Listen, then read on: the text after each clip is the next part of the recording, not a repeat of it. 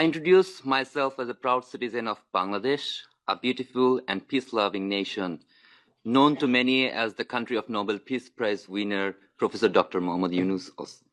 However, it is also the country where the tragic July-August uprising took place. And the reasons are already before you. I am marine engineer Mir Mahmudur Rahman Dipto, a member of one of the victim families. My younger brother, Mir Mahfuzur Rahman Mugdho, was shot in the forehead during the uprising.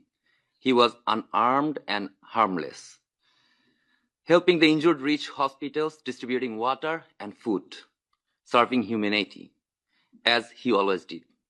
But this time he was shot dead on the spot. This is how humanity dies. His death made headlines worldwide because we refused to stay silent, unlike many who had to.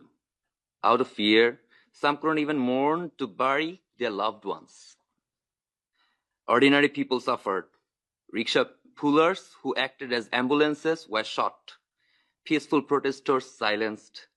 Bright young talents like Abu Said, Nafis, Shaikat, Yamin, Jahiduzzaman Tanveen, women like Naima Sultana, and children like Jabir Ibrahim.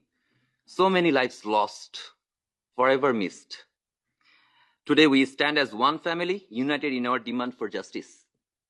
Being Bangladesh, a peaceful nation itself, never expected its own citizens to be killed by those meant to protect them. The world must take note.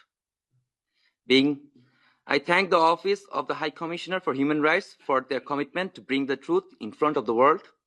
This report is not just numbers, it holds the pain, loss, and struggle for justice of real people. I see my own grief and the one of many others reflected in this report. Justice is not a single act, but a process, one that demands prosecution, truth-seeking, reparations, and institutional reforms. For victims, justice means accountability, not just for those who pulled the trigger, but also for those who gave the orders.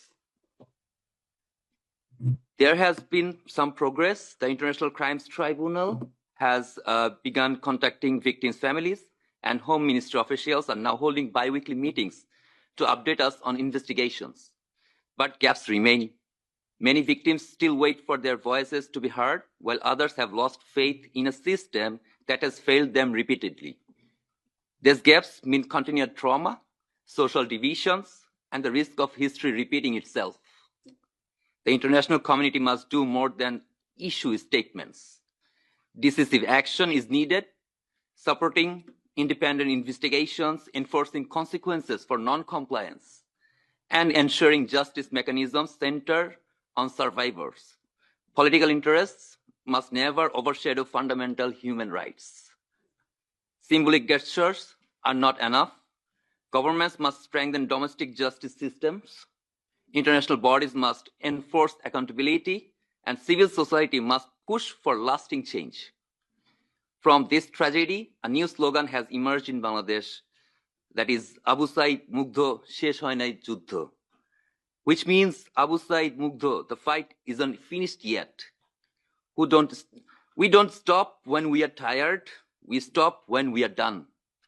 We need your help, the world's help, to rebuild, reform, and achieve justice. Will you stand with us? My younger brother believed that no one would fire at students. He told me, we have the history of 1952, 1969. Whenever students were shot, the outcome was tragic. Our country won't make the same mistake again. But the very next day, he was proven wrong as he fell, shot in the head. Accountability is not just about addressing past crimes. It is about shaping a future where such violent acts are never tolerated again. If we fail to act, we send a message that impunity is acceptable. But if we commit to justice, we reaffirm the dignity of the victims and ensure history doesn't repeat itself anywhere in the world.